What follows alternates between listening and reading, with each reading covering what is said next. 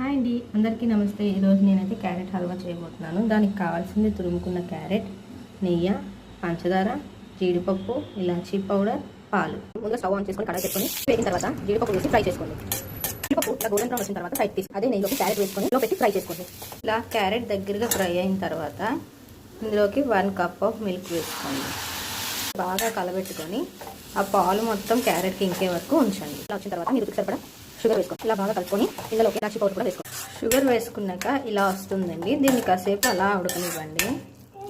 ఇప్పుడు ఈ కన్సిస్టెన్సీలోకి వచ్చిన తర్వాత 1 స్పూన్ నెయ్యి వేసుకొని బాగా కలుపుకోండి. మనం ముందుగా ఫ్రై చేసుకున్న జీడిపప్పు వేసుకోండి. మంచి టేస్టీగా క్యారెట్ హల్వా రెడీ. ఇప్పుడు స్టవ్ ఆఫ్ చేసుకొని వేడివేలుగా బౌల్లోకి సర్వ్ చేసుకుంటే రెడీ. చూసారా, యమ్మీ క్యారెట్ హల్వా రెడీ. మీరు కూడా ట్రై చేసి మీకు ఎలా కుదిరిందో కామెంట్ చేయండి. Thank you for watching. మీకు కనుక వీడియో నచ్చినట్టయితే లైక్, షేర్, సబ్స్క్రైబ్ చేసుకోండి.